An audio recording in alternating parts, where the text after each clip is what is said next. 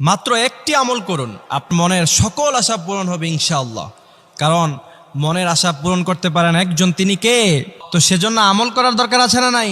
নাকি আমল না করে খালি বলবেন যে হা জীবনে কোনো কিছুই পেলাম না, জীবনে কিছুই পাই নাই, এমন কথা আছে না নাই?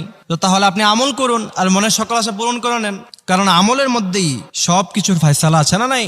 তো সেজন্য আমি আপনাকে যে আমলটি বলবো, এই আমলটি যদি সঠিকভাবে করতে পারেন, একদমই সহজ, সবার মুখস্থ। এখানে যতগুলি মুসল্লি আছেন সবার এই দোয়াটি মুখস্থ। কেউ এই দোয়াটি মুখস্থ নাই এমন একজন ব্যক্তি হয়তো এখানে থাকবে না। কিন্তু আমলের সিস্টেম না জানার কারণে, কিভাবে আমলটি করতে হবে সেটা না জানার কারণে আপনি আমলটি করতে পারছেন না। আমি যদি আপনাকে হাদিসটি শোনাই, এই দোয়াটি যদি আমি আপনাকে শোনাই, তাহলে আপনি বলবেন যে এই আমল তো আমরা ছোটবেলা থেকেই আমাদের মুখস্থ। কিন্তু আমি বলবো যে হ্যাঁ, আপনার মুখস্থ আছে ঠিক, কিন্তু আমলটি আপনি সঠিক নিয়মে, সঠিক জায়গায়, সঠিকভাবে করতে পারেন না, সেজন্য ফলাফল পান না। সেই আমলটি হচ্ছে